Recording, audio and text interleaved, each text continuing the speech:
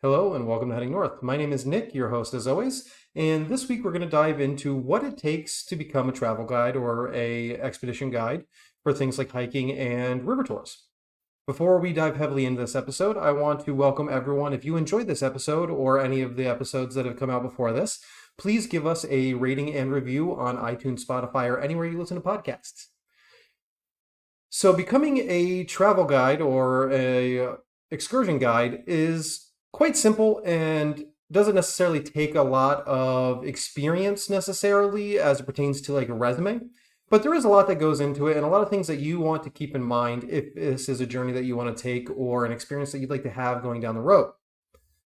The first of which would be the non-resume specific experience that you can have prior to becoming a guide for any of the groups or even on your own. I would highly recommend joining up with a company before you do anything on your own, as you are protected under their insurance and pay scale and scheduling. Now, when it comes to the experience you have, a resume isn't always going to necessarily show what that is. I'm very lucky in the sense that I was a former park ranger and do have some outdoors experience working as a camp counselor and other things like that. But a lot of the experience that you need to have comes down to time on the trail, hours spent, miles hiked, miles paddled, and other things like that, as well as some things that can be picked up once you do join a company. So when it comes down to the nitty-gritty of the experience that you need to have, a lot of it will be just hours on the trail. I personally have spent I can't even at this point begin to guess, but probably 300, 400 plus hours on specific trails just in the Minnesota area. And then when you're looking at the rest of the country, an immense amount more. Now, the reason why I can say that is I've been hiking since I was about 5 years old with my father and then continued through with my father as a scoutmaster through scouting, Cub Scouts, and Boy Scouts. The time that I've spent doing this has allowed me to learn things like how to pitch a tent, how to call for safety, and things to do if you are lost, as well as navigation, first aid, using tools and equipment, knives, things like that safely. And that experience has allowed me to comfortably move into the position that I am in for my weekend position as a travel guide with Zenith Adventures. Now, if you are looking to figure out if you have the ability, a lot of it comes down to what knowledge do you have that can better keep other individuals safe and also help them enjoy their time? The reality of the matter is being a excursion or travel guide is in fact a part of the hospitality trade. So you want to make sure that one, your guests can enjoy their time, two, that your guests can do it safely, and three, that they're going to post good things about you on social media, because let's face it, we are in a world where social media is everything. So, as I was saying before, your experience on the trail and ability is really where this is going to kind of be carried over into this field. You want to take all of the knowledge you have, all of those things that you've learned to prep for, and implement them all at once on every hike that you do or every river tour that you do. Simply because you are going to be taking out a group of guests from very novice or no experience all the way to professionals, and you want to make sure that you can take out any of those concerns or need for preparation that would come into someone doing these things on their own from the guests. So me personally, I have, like I said, learned how to tie knots, how to rappel, how to do all these different things, and I'm going to plan for the necessity of all those things on every trip. This does derive heavily from my time in scouting, where I will always be prepared. And unlike a solo trip where you are going to do a specific thing, whether that be a winter hike, summer hike, a traverse up a mountain, or anything like that where you'd prepare for one thing, I've learned that it's important to prepare for any multitude of these items. A lot of the hikes that I have done with this most recent company or as a guide in the past do put you in places along rivers, along large cliff areas, or in other places that may have obscure obstacles that a lot of people aren't either one, prepared for, or two, ever knew existed. So when I say be prepared, on almost all of my trips, I do have my 10 essentials, which we've talked about multiple times. Things like a navigation device, map, flashlight, first aid kit, extra clothing, snacks, anything like that. I also am going to prepare for things like what happens if someone falls off a hill or down a hill or off a cliffside. So I do bring extra rope, carabiners, and rappelling equipment. then when it comes to like things like first aid, yes, I do have that as my 10 essentials, but I'm going to take that to the extreme. And by that, I mean I'm going to pack things like splints and other things that would be more of a IFAKs or an improvised first aid kit as compared to something that I might bring that I could buy from the store for my own solo trip. You know, something that has gauze, some types of wraps, antibacterial, stuff like that. I'm going to be going on the extra. Now, some of the questions that I'll ask in pertaining to first aid is going to be things along the lines of, does anyone have any allergies to bees or any type of vegetation, plant life, or any other seasonal stuff that I need to be concerned about? So I may end up adding something that a person brings along with them, like an EpiPen or anything like that, to my gear. That way I can be prepared to react quickly to keep those guests safe. Now, also in my preparations, where I may go out with some type of noise-making device or anything that would help propel the chance of coming up against a predator, I'm also going to prepare for things like having bear spray, having extra noise devices, and other items that could help protect my group, including a knife, possibly sometimes a firearm, though in the recent past, especially with Zenith, I have not taken those items with me because I don't necessarily feel the need based on where we're going. Now, on top of that, you not only want to prepare for yourself to be able to face all elements, but also bring extras for others. So, for instance, on my most recent river tour on the St. Louis River up here in Duluth, we were coming into a very rainy day, a day that could possibly make it so it wouldn't be very enjoyable to actually be on the tour. Now, in most cases, I would have canceled this trip, but because we were taking out a experienced travel writer, I believe he does work for Matador as well as Thrillist and some other publications, I knew that, well, the threshold for us canceling the trip is going to be much higher, so I needed to be able to be prepared. So in a situation like this, not only did I bring rain gear for myself, but I also brought rain gear for the individual I was taking on the tour. These are different things that come into your planning and ability to know what you're doing and to make it enjoyable for others. But a lot of this, I think I'm kind of diving into is more of what to happen when you are a guide, but not what to expect and what to prepare for to become a guide.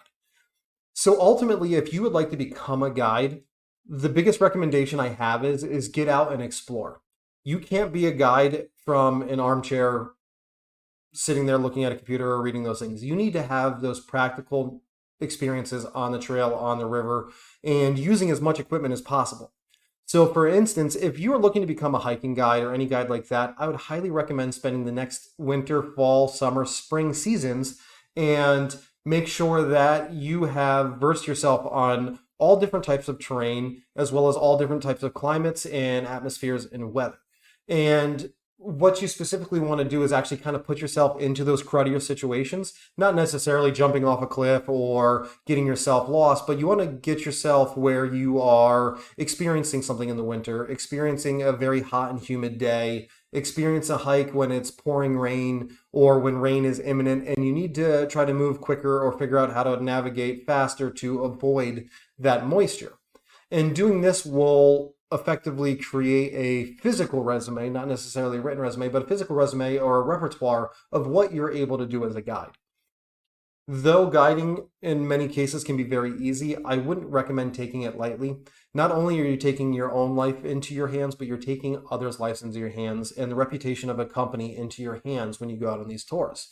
So that preparation and those experiences you have can be carried over heavily into guiding for a company or for other individuals. Now, many guide companies or excursion companies or adventure companies will require some level of first aid training, CPR, and stuff like that.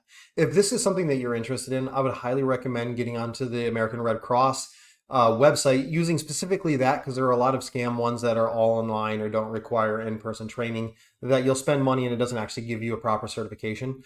But like I said, companies do tend to require levels of first aid certification. So ahead of time, as you are getting out on the trails and experiencing those things, I would recommend taking courses online and also having practical trainings and testing done to make sure that you know what to do if someone does become injured.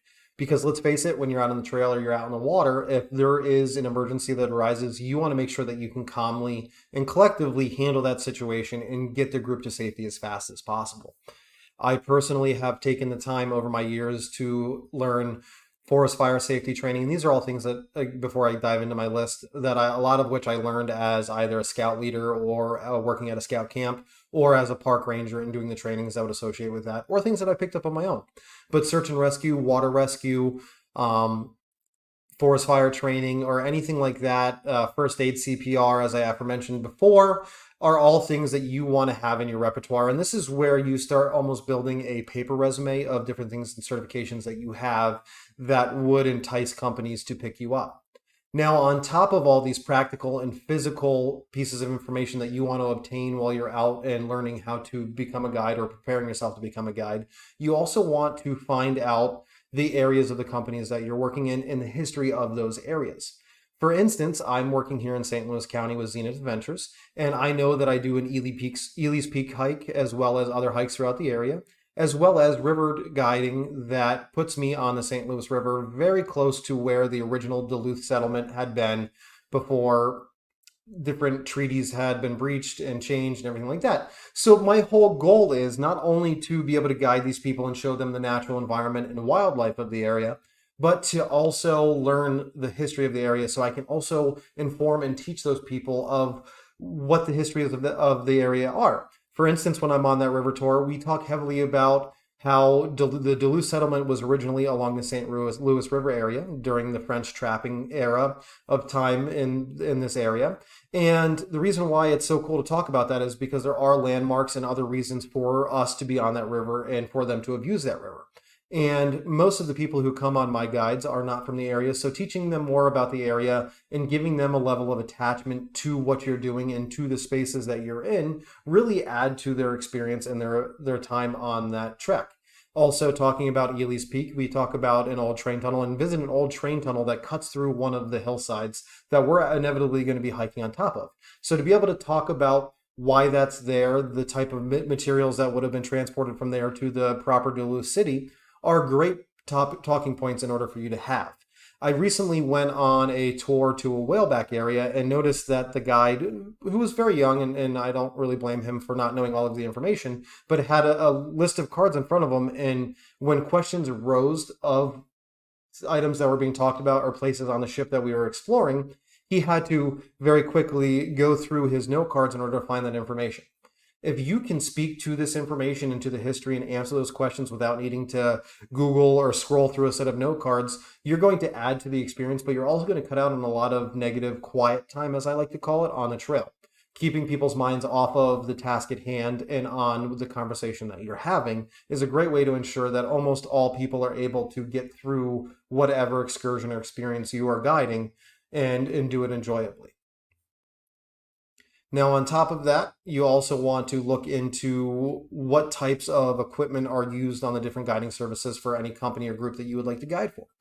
For instance, I know that my company uses paddleboards, kayaks, tandem kayaks, as well as, I guess, your feet and boots in order to hike on any of those excursions. So I know that I need to learn how to use these pieces of equipment, but also rescue people on these pieces of equipment. I've learned that even while doing paddleboarding excursions, I like to stay in a kayak. And that's simply because, one, I can get to people quickly or move ahead of them in ways that I need to make sure that they do not get into more shallow areas. But it also makes it easier for me, and as a piece of understanding that I have with water rescue, that pulling someone onto a paddleboard is much harder than getting someone onto a much more stable kayak.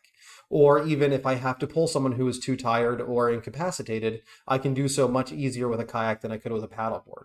So understanding the type of equipment you're using and how to rescue and how to maintain those pieces of equipment will be a huge topic that you can speak to when interviewing to become a guide or anything along those lines. If you're using things like kayaks, rowboats, sailboats even, or you're using some type of side-by-side equipment for motorized transportation through areas, you want to make sure that you're completely and very well versed on those things before you even apply for any of the positions that you're looking at. So doing your research into the companies that you're thinking about applying to will be very helpful moving down the road in order for you to be able to speak to what your abilities are and also know your ability and be able to use that while out being a guide. And other than that, you just want to kind of get out and experience some of the guide services that people have to offer. I did not become a guide with Zenith before actually taking a Zenith tour, and I'm very thankful of that because I learned what values they have, what they're looking for, and the way that their trips usually are, so that I can better myself to be able to handle things that way and or make them better as I go. Other than that, guiding does not require a degree. It does require some experience, a good amount of experience, if you want to make sure that you do it correctly. But I would say, if you, as I guess, as a conclusion to all this, if you want to become a guide, one, get out and get the experience. There's nothing like actually being on the trail, being on the rivers, and experiencing every piece of outdoor equipment possible. Do your research on the area that you're in or the area that you would like to be a guide in. And then three, make sure that you are trained and capable to keep people safe medically and physically. Other than that, have some fun with it and find it as a passion, because if it's not a passion, you're not going to be a very good guide. But thank you so much, everyone, for listening to this week's episode. If you liked anything you heard, make sure you go to headingnorthpodcast.com. If you want to learn more about the music in this episode, you can look up Asylum Music and Media Works. And if you want to find us on social media, just search Heading North Podcast on Facebook, Instagram, and TikTok, or Heading North Pod on Twitter. And to support the show, make sure you head over to patreon.com/Heading North Podcast. Or you can pick up one of our awesome pieces of show merch by going to headingnorthpodcast.com/shop. And the best way that you can support what it is I do here is by going to iTunes, Spotify, or anywhere you listen to podcasts and leave a rating and review.